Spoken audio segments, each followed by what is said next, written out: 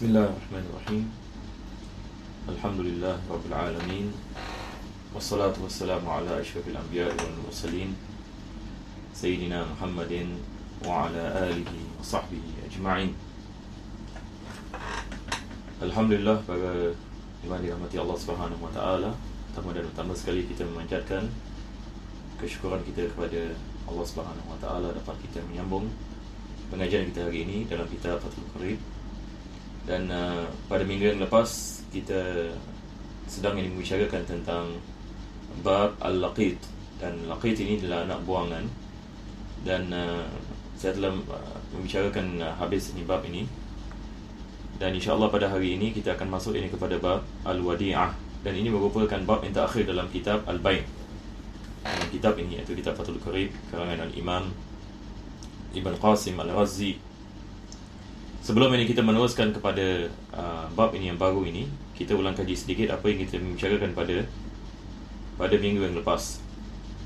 Dan saya minta maaf ya, saya PDF tidak dapat yang ada terjemahan, maka ini adalah kitab asal bahasa Arabnya. Jadi kitab Fathul Qarib seperti mana kita maklum, dia adalah syarah bagi kitab Abu Syuja'. Jadi kalau kita lihat kitab PDF ini, atasnya kalau kita lihat di line ini adalah Abu Syuja' ya. Di bawah ini yang kitab yang sedang kita berada di dalamnya. Maka minggu lepas kita membicarakan tentang apa yang dimaksudkan dengan al-laqit, anak buangan. Jadi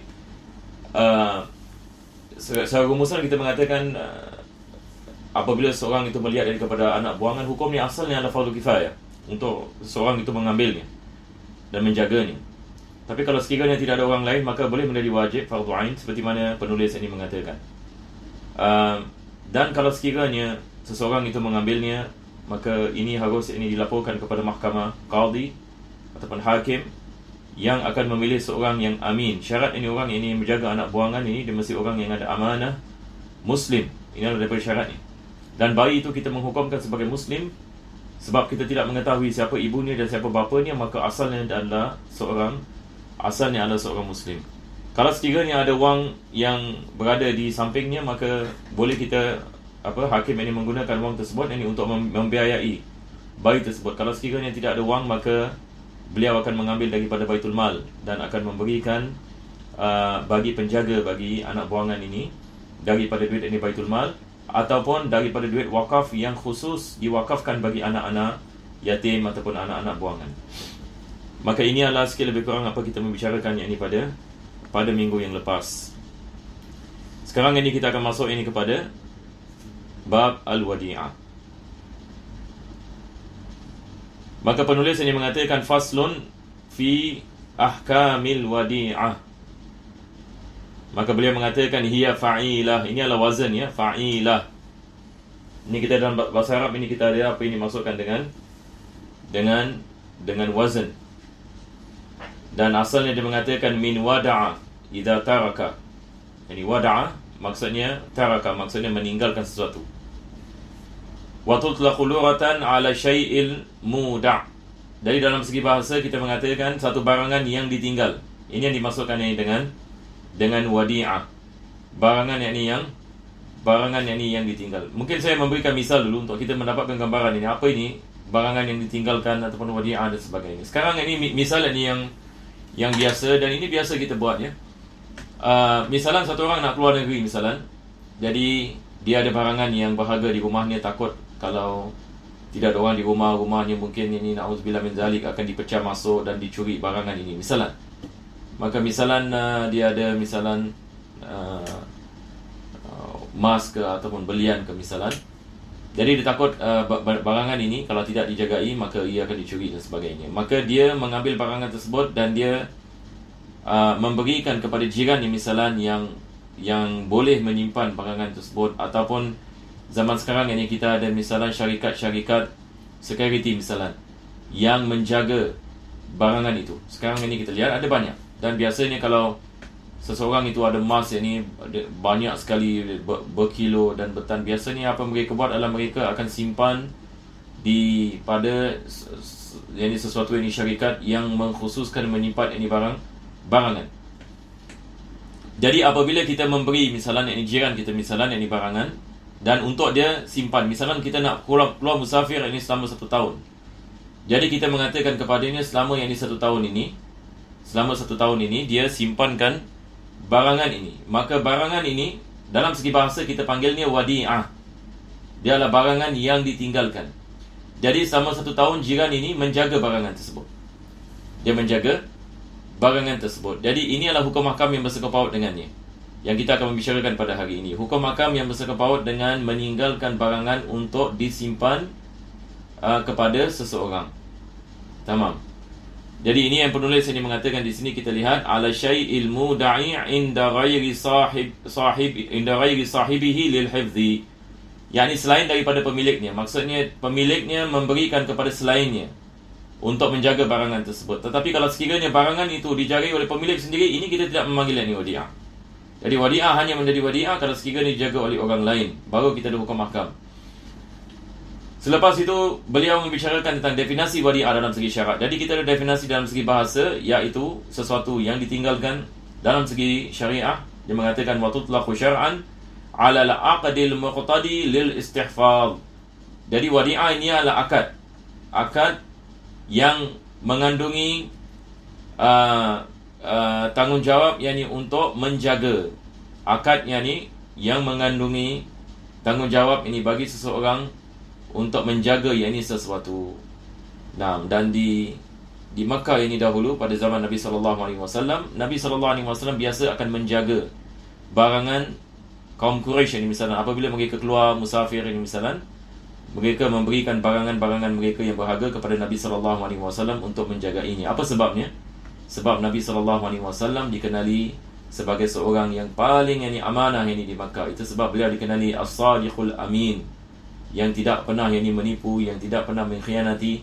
Maka hatta kafir Quraisy yang memerangi Nabi SAW juga memberikan barangan mereka kepada Nabi untuk Nabi menjagai. Sebab mereka mengetahui, walaupun mereka tidak setuju dengan Nabi SAW, dengan agamanya dan sebagainya, tetapi mereka mengetahui orang seperti Nabi SAW adalah orang yang amanah. Sama sekali dia tidak akan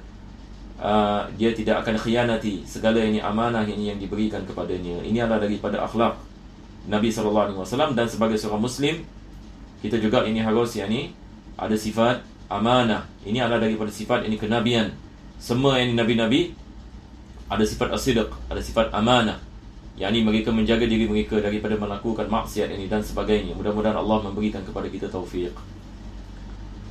Selepas itu penulis ini mengatakan wal wadi'atu amanatun fi yadil wadi'. Wadi'ah ini dia adalah yad amanah. Ini dalam bila kita belajar fikih muamalat, kita ada perbezaan di antara yad amanah dengan yad daman. Jadi ini saya terangkan bagi mereka yang nak tulis, bolehlah tulis. Kita ada dua jenis, kita memanggilnya sebagai al-yad, yakni dua jenis tangan yang pada zahirnya, tapi bukan tangan sebenarnya Maksudnya kita mengatakan keadaan. Apabila kita diberikan sesuatu misalnya untuk kita jaga, jadi dia boleh jadi yad amanah, dia boleh jadi yad daman. Jadi saya akan memberikan misal. Saya akan membicarakan pertama sekali yad amanah. Ini kita telah membicarakan banyak kali, cuma tiap-tiap kali bila kita masuk bab yang baru, biasanya kita akan ulangi balik benda-benda seperti ini, sebab biarlah penting. Dan kebetulan penulis juga membicarakannya. Bila kita mengatakan dia adalah yad amanah, maksudnya kalau sekiranya saya menjagai barangan tersebut, dan ini yad amanah, kalau sekiranya barang itu rosak, tidak diwajibkan saya menggantinya kalau bukan kesilapan saya. Misalan yakni saya memberikan misal seperti apa? Kitab ini seperti buku. Misalnya ada orang dia tinggalkan buku ni pada saya. Dia mengatakan kepada saya, tolong jaga buku saya. Saya nak keluar negeri, jaga buku ini. Nanti bila saya balik, saya ambil balik. Tamam. Saya ambil buku ini. Lepas itu saya letak buku ini di luar rumah. Apabila saya letak buku ini di luar rumah, kebetulan pula dicuri, hilang. Sekarang kesilapan siapa? Kesilapan saya. Apa sebabnya? Saya meletakkan barangan ini bukan pada tempatnya. Biasanya orang tidak meletakkan barangan di luar rumah. Buku ini biasanya diletakkan di almari. Sama juga misalnya satu orang ini meletak buku yang ini dekat dengan tempat bakar tempat stov. Selepas itu buku itu terbakar. Silap siapa sekarang? Silap orang yang meletak ni. Sebab kebiasaannya buku ini diletakkan pada almari dan bukan ini tempat yang dekat kepada api. Sama juga ia tidak diletakkan di luar. Maka disebabkan ini yad amanah, maka diwajibkan saya menggantinya kalau sekiranya itu adalah kesilapan saya. Kesilapan saya misalnya adalah seperti ini. Ini adalah hanya misal, banyak lagi misal yang ada. Meletakkan sesuatu di luar rumah, meletakkan sesuatu yang ini sebelah api, ataupun meminjamkan orang lain tanpa izin ini pemilik ini misalan, ataupun mengeluarkan buku itu daripada rumah dan sebagainya. Dan buku itu rosak, diwajibkan kita ganti kalau sekiranya kesilapan kita. Ini adalah kita mengatakan yad amanah. Tetapi bagaimana pula kalau bukan kesilapan saya? Saya meletakkan buku itu misalnya di almari. Saya meletakkan buku itu di almari. Selepas itu, na'udzubillah min dzalik, berlaku gempa bumi misalnya. Berlaku gempa bumi, semua musnah. Sekarang adakah gempa bumi silap saya? Tidak. Tidak ada orang ini boleh menahan bumi daripada gempa. Maka di sini tidak diwajibkan saya menggantinya sebab dia adalah yad amanah. Berbeza kalau sekiranya dia ada yad daman. Kalau dia yad daman, ini adalah jenis ini yang kedua, yad daman. Walau macam mana sekalipun wajib saya menggantikan. Ini cerita ni. Walaupun bukan silap saya. Tapi kalau sekiranya dia musnah, maka diwajibkan saya menggantinya. Misalnya seperti bab rasab dalam fiqh muamalat, ada bab ini, satu orang ini dia rampas harta orang lain. Selepas itu dia simpan kat rumah ni. Dia dah curi barang orang lain, misalnya dia rampas, misalnya dia letak kat rumah ni. Dia curi buku. Dia letak kat rumah ni. Berlaku gempa bumi. Maka wajib dia menggantikan. Walaupun dia mengatakan tapi bukan salah saya. Ini ada yad daman. Sebab awak merampas ini daripada orang lain, walau macam mana sekalipun, apa sekali berlaku, sama ada silap awak ataupun bukan silap awak, diwajibkan awak menggantikannya. Maka ini adalah yad daman. Maka di sini kita ada beza di antara yad amanah dengan yad daman. Maka di sini kita lihat apa penulis ini mengatakan. Dia mengatakan wal wadi'atu amanatun. Amanatun. Maka ini adalah istilah seperti mana saya mengatakan, istilah dalam fiqh muamalat. Fi yadil wadi'. Fi yad al-wadi'. Al-wadi' orang adalah orang yang menerima wadi'ah. Orang yang menerima wadi'ah. Jadi kita ada mudi' dengan wadi'. Mudi' orang yang memberikan. Macam sebagai misal, saya punya kitab, saya memberikan kepada jiran saya. Maka saya adalah wadi'. Jiran saya saya adalah mudi'. Jiran saya adalah wadi'. Jadi tangan aman yang bagi siapa? Bagi wadi'. Orang ini yang menerima. Yang menerima barangan ini adalah amanah baginya. Kalau sekiranya dia rosak, wajib diganti kalau sekiranya kesilapannya. Tapi kalau sekiranya bukan kesilapannya, maka tidak diwajibkan dia menggantinya. Selepas itu beliau mengatakan wa yustahabbu qabuluha. Hukumnya adalah sunnah. Satu orang ini misalnya datang kepada kita mengatakan boleh saya minta tolong, saya ini nak keluar negeri, susah, saya nak cari orang dan sebagainya. Saya lihat awak ni insya-Allah bolehlah jaga barangan saya. Boleh tak bantu saya? Maka hukumnya sunnah kita membantunya. Walaupun sebagian ulama kita tidak suka benda-benda seperti ini sebab takut tak dapat menjalankan amanah. Kadang-kadang ada orang keluar negeri tak balik dan benda dia amanah ke atas kita selama 50 tahun, maka ini masalah ya. Jadi ada sebagian orang tidak suka benda-benda seperti ini. Lebih baik kita boleh say tak apalah, kasih pahala ini kepada orang lain. Tetapi kalau orang itu menerima, dapat pahala daripada Allah. Ini adalah sunnah. Dan seperti mana saya mengatakan sunnah Nabi SAW. Yustahabbu qabuluha liman qama bil amanah. Tetapi dengan syarat dia tahu dia ada amanah. Tapi kalau dia tahu nampaknya aku ni, misalnya ada orang ini dia ada $10,000 misalnya, ataupun emas dan sebagainya. Dia memberikan kepada orang ini, jiran yang misalnya mengatakan kepadanya, tolonglah jaga wang ini. Nanti insya-Allah bila saya balik, saya akan ambil balik. Tapi jiran ini kalau tahu, kalau duit ini di sisi saya, emas ini di sisi saya, nampak kan saya yang belanja ini, maka ini tidak dibolehkan baginya mengambil. Jadi yang disunatkan hanya kalau sekiranya kita mengetahui yang kita ada amanah, yang kita boleh menjagai dan kita tidak akan mengkhianati, baru kita mengatakan disunatkan kita menerimanya. Tapi kalau sekiranya kita mengetahui yang kita akan mengkhianati, ini yang seperti mana penulis mengatakan, kalau sekiranya dia mengetahui yang dia tidak boleh menjaga, yang tidak ada amanah, maka lebih baik elakkan daripada perkara tersebut supaya tidak terjebak dalam maksiat. Jadi dia adalah sunnah Dia mengatakan in kana samma ghairuhu, kalau sekiranya ada orang lain yang ni misalnya, maksudnya kalau dia menolak ni ada orang lain yang boleh menerimanya. Tetapi kalau sekiranya tidak ada orang lain yang boleh menerimanya melainkan dirinya, maksudnya di situ tidak ada orang kecuali dirinya sendiri, dan orang ini berhajat ini untuk menyimpan. Kalau tak, duit ini akan hilang dan sebagainya, maka boleh menjadi wajib. Ini yang penulis ini mengatakan wa illa wajaba qabuluha kama atlaqahu jam'un. Sebahagian daripada ulama seperti mana disebutkan dalam kitab Rawdah, ini kitab Al-Imam Nawawi, boleh menjadi wajib kepada seseorang kalau sekiranya tidak ada orang lain yang boleh menjagai ini barangan yang ini tersebut, maka ini adalah daripada kewajipan. Tapi beza kalau sekiranya ada ramai orang di sana, maka tidak ada masalah. Kita mengatakan hukum ni sunnah kalau kita menerimanya, kalau kita tak menerimanya maka tidak berdosa. Tetapi kalau tidak ada orang yang menerimanya, maka menolaknya boleh membawa kita kepada dosa. Wa hadha mahmulun ala aslil qabul duna itlafi manfaatihi wa hirzihi bajanan. Ini adalah hukum yang dibalik ini kepada asal yang menerimanya. Penulis ini sekarang ini membicarakan ini tentang asal yang ini menerimanya. Apa yang ini hukumnya. Jadi ia boleh, asalnya adalah dia adalah sunnah kalau sekiranya ada orang lain. Kalau sekiranya tidak ada orang lain, maka dia boleh menjadi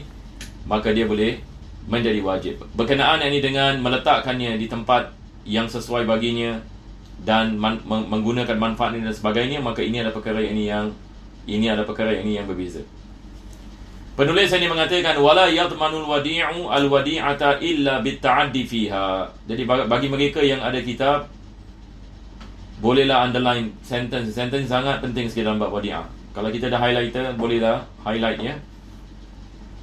Bagi jemaah yang di Masjid Khalid ini yang ada kitab, kalau antum ini sedang mendengarinya. Jadi dia mengatakan al-wadi', yang kita lihat di sini, al-wadi', al-wadi' siapa ini? Al-wadi' ini orang yang menyimpan. Dia tidak akan bayar ganti rugi. Bayar ganti rugi yang bagi wadi'ah tersebut, yang barangan yang disimpan, kecuali bit ta'addi fiha. Apa maksudnya bit ta'addi? Ini seperti mana tadi pertama sekali saya mengatakan, bit ta'addi ini maksudnya kesilapan kita. Kita melakukan sesuatu yang menyebabkan barangan itu hilang ataupun rosak. Misalnya kita letak barangan itu di luar rumah. Misalnya satu orang dia memberikan kepada kita $10,000 untuk kita menjagai. Kita letak ini kat luar rumah, $10,000. Ini adalah ta'addi. Yang ini melakukan ini sesuatu yang menyebabkan dia rosak ataupun hilang.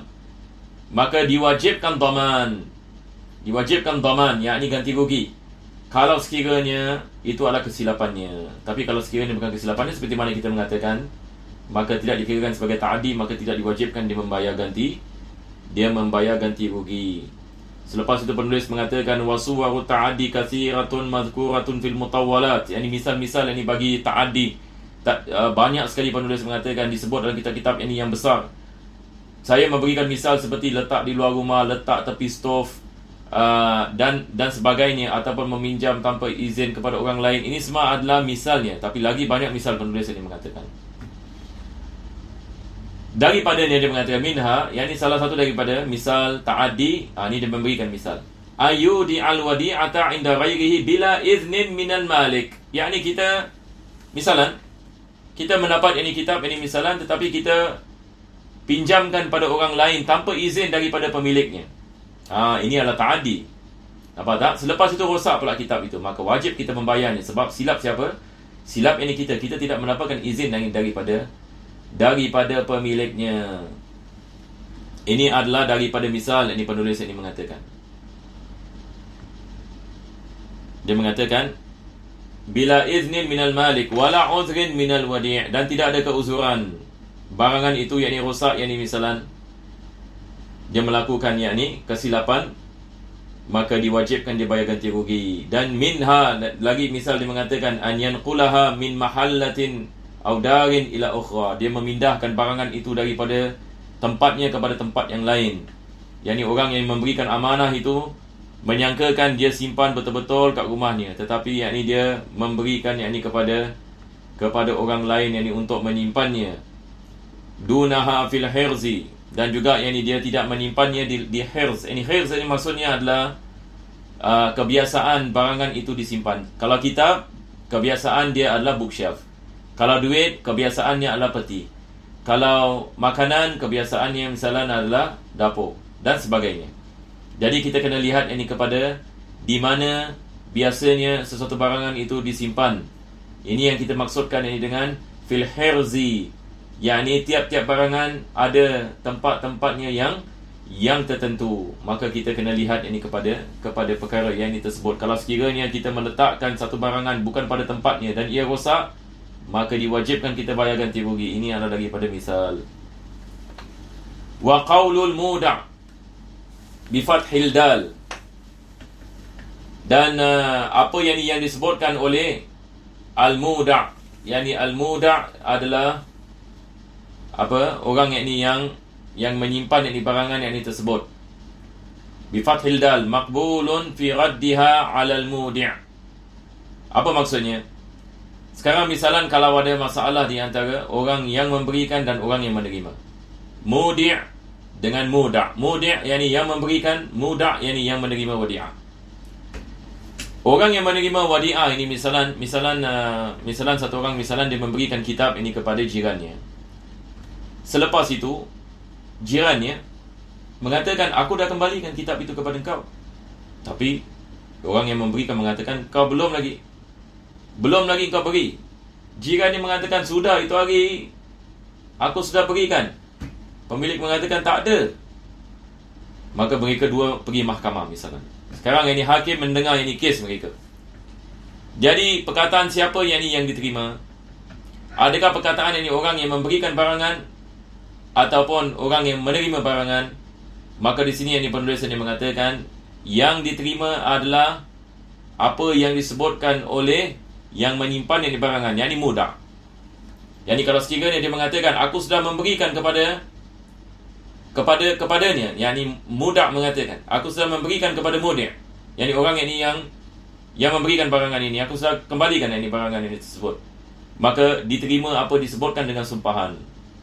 Diterima yakni apa disebutkan dengan yakni sumpahan, yakni dia bersumpah ini dengan nama Allah Subhanahu Wa Taala bahawasanya aku telah memberikan barangan ini kepada si pemilik fulan bin fulan. Maka dia lepas ini daripada kesnya. Dan dia mengatakan wa alaihi ay al-wadi' an yahfazaha fi hirzi misliha. Maka diwajibkan ini orang yang menerima ini untuk menyimpan barang wadi'ah fi hirzi misliha, di tempat kebiasaan barangan itu disimpan. Ini seperti mana? Misal tadi saya mengatakan kalau buku kita simpan di bookshelf, kalau makanan kita simpan di dapur, kalau wang ini kita simpan di peti dan sebagainya. Ini adalah hirzul misli. Hirz misli, tempat yang kebiasaannya barangan itu disimpan. Fa in lam yaf'al damin, kalau sekiranya dia menyimpan barangan itu bukan ini pada tempat yang kebiasaan disimpan, maka diwajibkan ke atasnya daman, bayar ganti rugi kalau sekiranya barangan itu rosak. Sebagai misal, dia letak kitab di dapur, kitab terbakar, wajib ini dia bayar ganti rugi. Sebab dia tidak meletakkan kitab itu pada tempatnya. Hirzil misli, dapur ini bukan ini hirzil misli ini bagi kitab. Wa idza tuliba al-wadi'u biha ay al-wadi'a falam yukhrijha ma'al qudrati 'alayha hatta talifat damina. Ini lagi satu misal.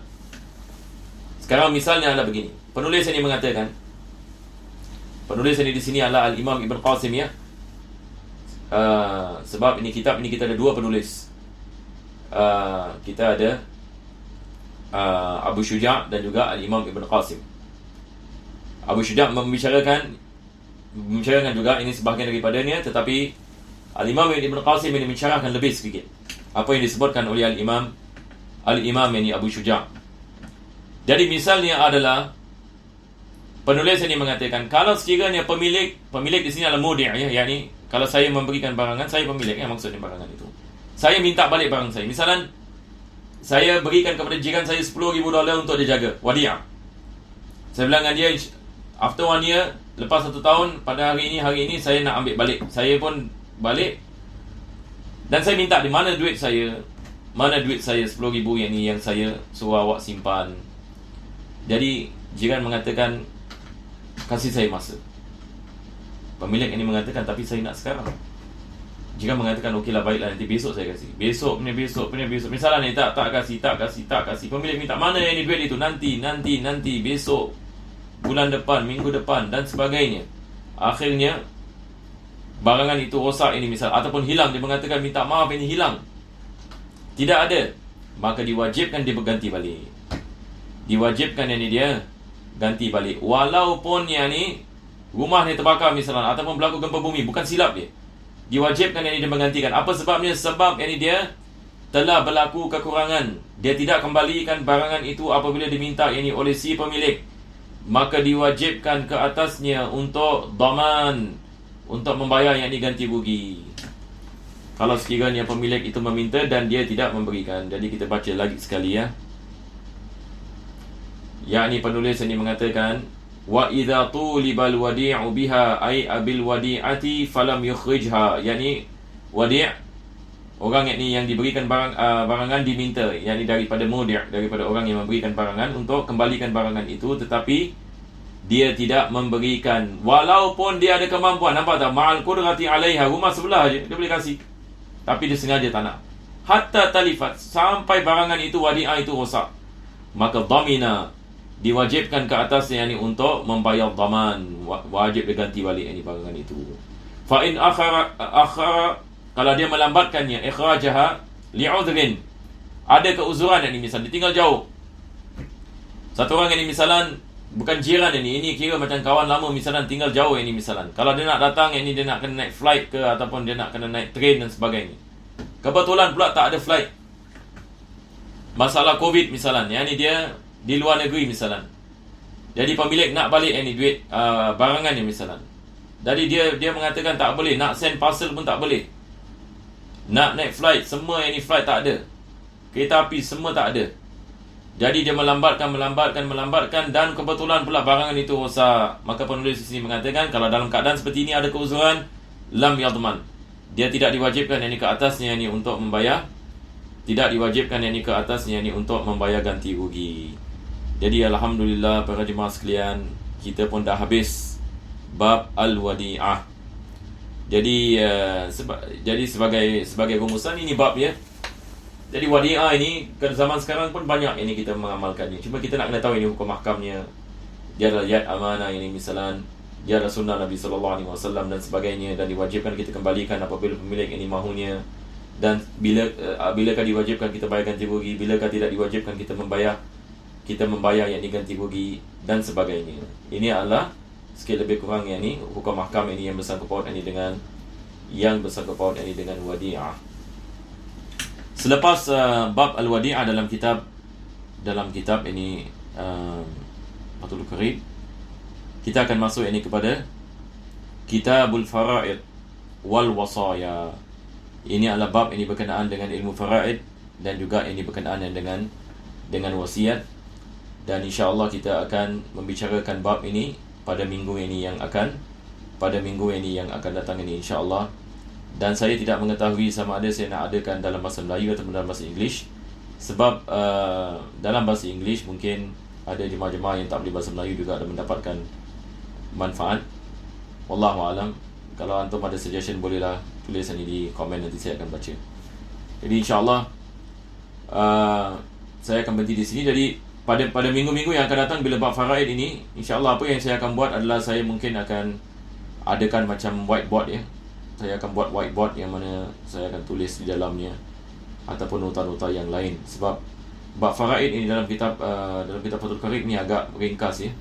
Ada benda-benda yang perlu ini disyarahkan, ada benda-benda yang perlu ditulis dan misal-misal dan sebagainya. Insya-Allah ini doakan saya agar ini Allah Subhanahu Wa Taala memberikan kemudahan, dan mudah-mudahan Allah berikan kepada kita semua kefahaman insya-Allah dalam agama, dan Allah memberkati kehidupan kita dan mengampunkan dosa kita insya-Allah, dan memberikan kepada kita keselamatan dan semua kaum mukminin dan mukminat wal muslimin wal muslimat. Wa sallallahu ala sayyidina Muhammadin wa ala alihi wa sahbihi wasallam. Alhamdulillahirabbil alamin.